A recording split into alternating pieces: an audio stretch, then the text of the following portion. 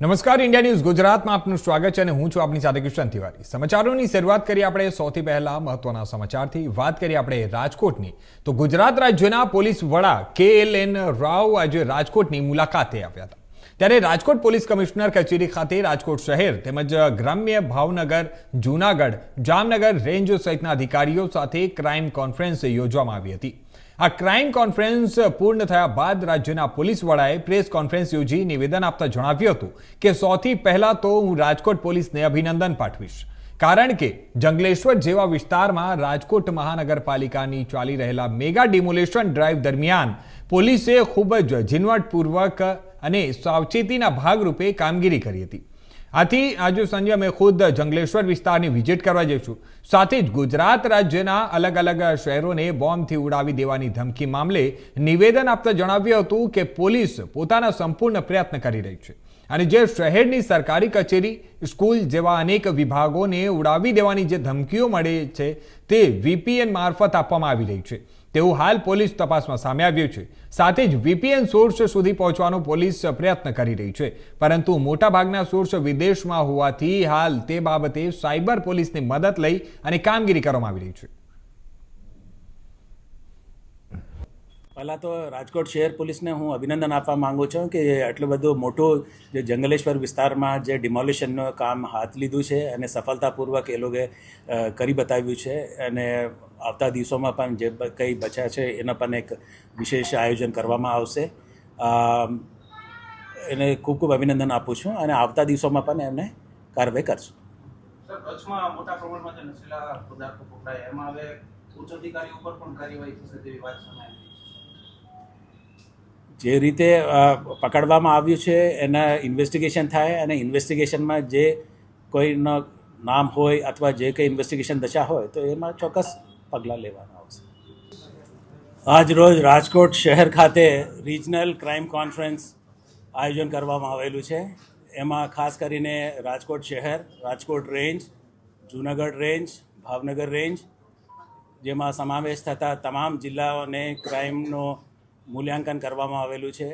2024, 2025 અને જે 26ના જે પહેલા મહિનાનું છે એની વિશ્લેષણ કરવામાં આવેલું છે અને આ ક્રાઇમ કોન્ફરન્સમાં રાજકોટ શહેર, Rajkot range, Junagadh range, Bhavnagar range એની તમામ મૂલ્યાંકન કરી અને જે પ્રશ્નો છે એને સૂચના પણ આપવામાં આવેલી છે। ખાસ કરીને જે નાર્કોટિક્સ બાબતમાં હોય, સાયબર ક્રાઇમનો બાબતમાં હોય અથવા રોડ એક્સિડન્ટ, ફેટલ એક્સિડન્ટ જે છે એના બાબતમાં હોય એમને વિશેષ ધ્યાન આપવાની આપણા સૂચના આપવામાં આવેલી છે અને ખાસ કરીને જે આપણા ડાયલ 112 પ્રોગ્રામ છે એનો પણ વિશેષ ચર્ચા કરવામાં આવેલી છે અને પિછલા સપ્ટેમ્બરથી 2025ના સપ્ટેમ્બર મહિનાથી આપણે કાર્યરત થઈ છે અને એમને પણ કામગીરીનું મૂલ્યાંકન કરવામાં આવેલું છે અને જે પ્રજાને લક્ષી જે રિસ્પોન્સ ટાઈમ છે એ ઘટાડવામાં અમે સફળ રહ્યા છે।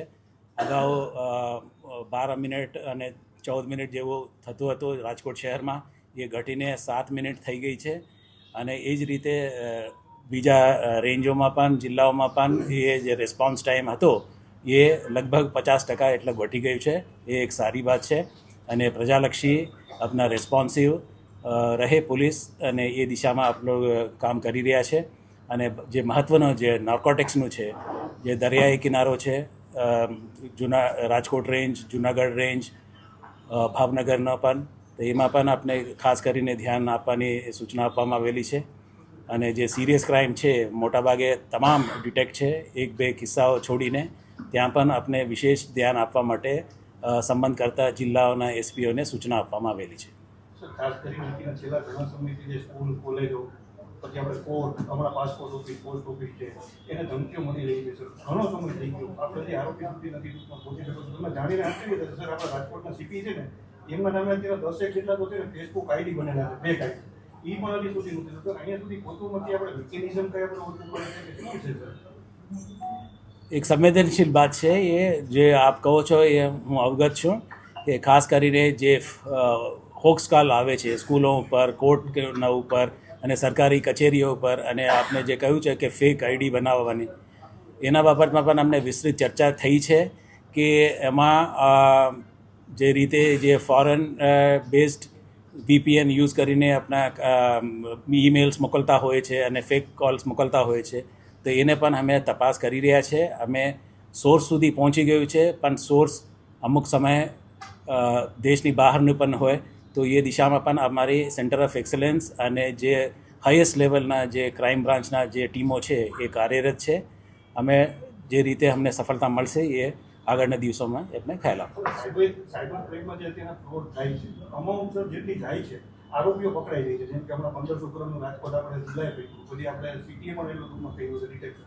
સર, રિકવરી રેટ ઘણો ઓછો હોય છે, એનું શું કારણ છે? કારણ કે જ્યારે પણ આપણે પૂછીએ ત્યારે કે જે કંબોડિયા કનેક્શન નીકળે છે, વાનું કનેક્શન નીકળે છે, સર, તો રિકવરી જે એ બહુ ઓછી પ્રમાણમાં છે.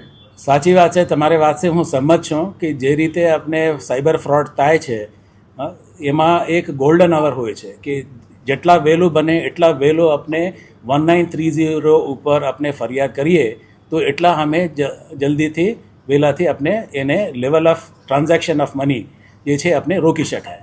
આપ અવગત છો કે એ ડિજિટલ પ્લેટફોર્મ છે, ડિજિટલ ઇન્ડિયાનો ભાગ છે કે જે બેંક જે એમાં ઇન્વોલ્વ છે એમાંથી અમુક મિનિટોમાં એ 4 લેયર 5 લેયર સુધી એ ટ્રાન્સફર થતા હોય છે.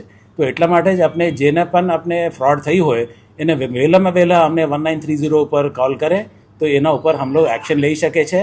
લગભગ 50 કરોડ જેટલા તો અમે પરત કરી રહ્યા છે. તો એ ટકાવારી પણ છે કે એમાં એ છે કે જ્યારે આપણે ખબર પડે ત્યારે જ આપણે તાત્કાલિક આપણે જાણ કરે તો પોલીસ આમાં રિકવરી કરવામાં સફળતા રહે છે. કેમ કે બધા ડિજિટલ પ્લેટફોર્મ્સ છે તે ફર્સ્ટ લેવલ ઉપર થાય તો આપણે ફ્રીઝ કરી શકાય એકાઉન્ટ અને પરત આપી શકાય જે ભોગ બનનારને. તો એ દિશામાં આમ લોકો કામ કરી શકે. જે એટલું મોડું થાય એ તો મુશ્કેલ થાય છે આમાં.